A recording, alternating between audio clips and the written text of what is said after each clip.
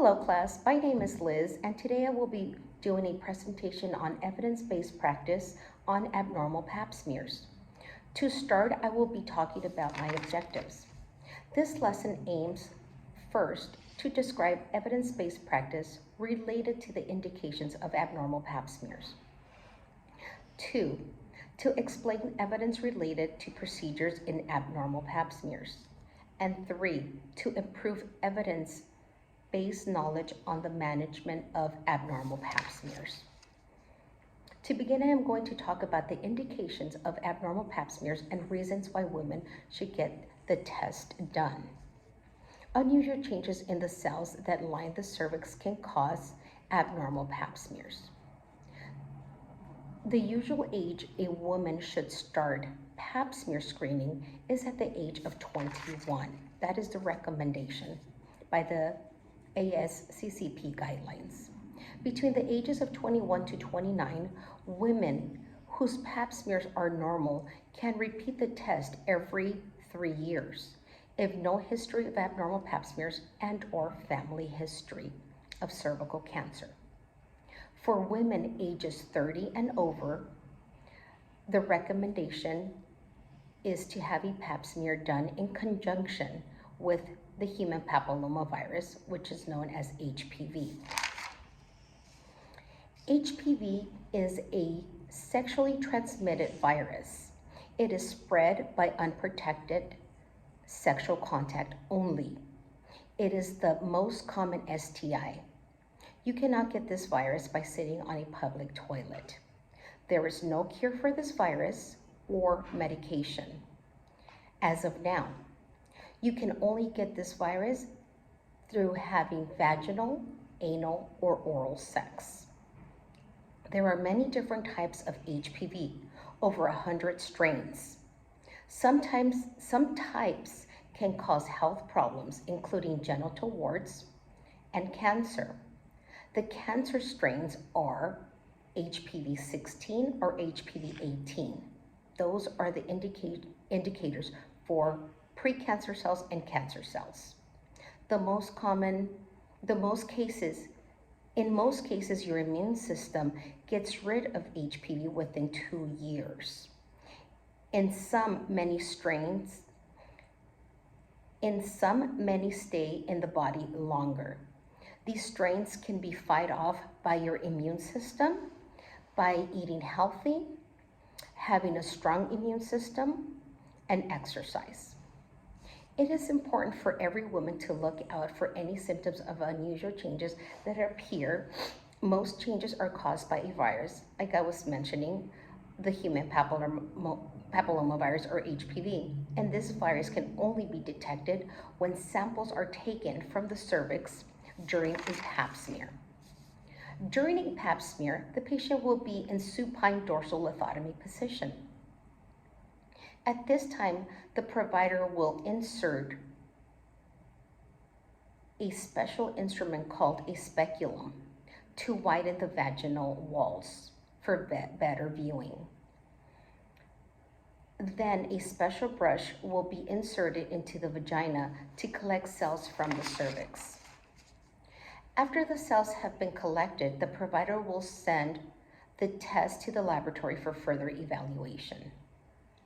Both tests, if Pap and HPV have been collected, the provider will receive the results between 1 to 3 days and will need follow-up if indicated by your provider. HPV is done in women 21 to 65. That is the recommended age. Evidence shows factors that abnormal Pap smear results can lead to uncomfortable symptoms such as itching, unusual vaginal discharge, pain around the vaginal area during sexual intercourse, rash and/or sores around the genital area. And if HPV with other, that can lead to warts as well, and you will feel the warts around the vaginal area. Evidence related to procedure in abnormal Pap smears. With abnormal Pap smears, there are different categories. The The first category for an abnormal Pap smear is called atypical squamous cells of undetermined significance, or better known as ASCUS. The second is called low-grade squamous intraepithelial lesion, or low grade. The third category is called high-grade squamous intraepithelial lesion. And the last is called atypical glandular cells. This result with aglandular cells with the HPV 16 and or 18 is very important and requires immediate follow-up with the GYN oncologist, as it is a serious result. After the results are back, your provider will determine a follow-up procedure. This procedure is called a colposcopy. A colposcopy is very similar to a Pap smear test. With this procedure, you are using a microscope, a specialized microscope called a colposcope.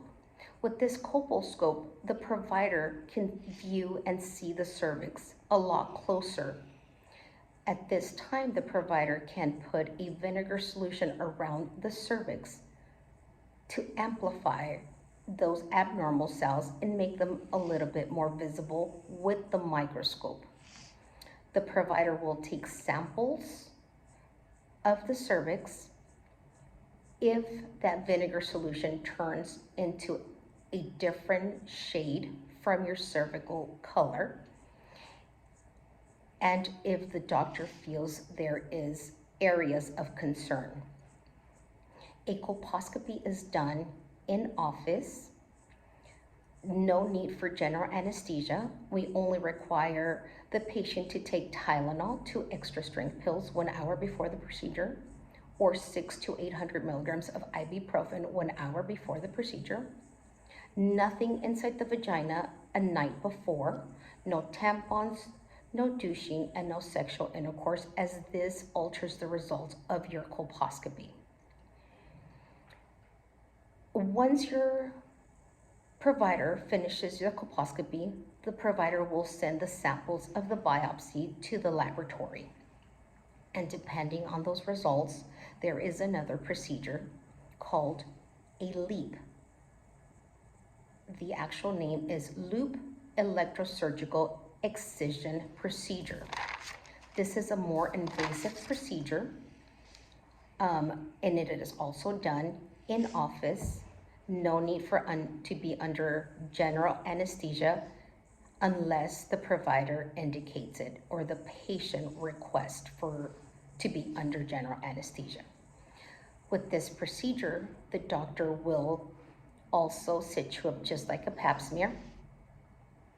At that time, the doctor will inject the cervix with lidocaine, let it numb, then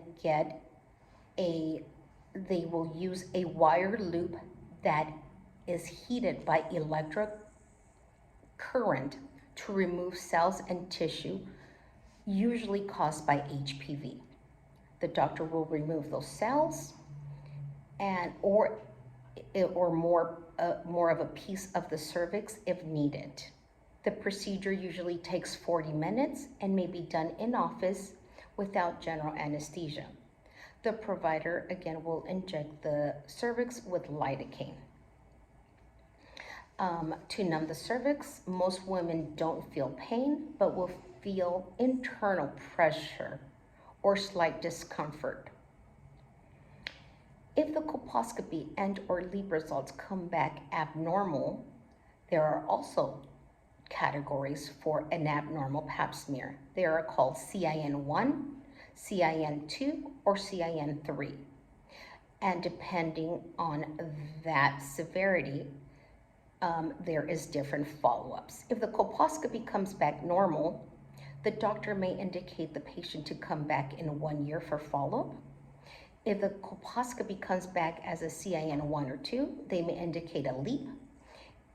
If the colposcopy comes back CIN3, the provider will advise follow-up with GYN oncologist, as well with the LEAP procedure. If there is a CIN1, 2, or 3, Again, you can come back in 1 year, you can come back in 3 years, or be seen by a GYN oncologist. It is very important to indicate the follow-up as guidelines have changed with ASCCP. Before, women would get a Pap smear yearly.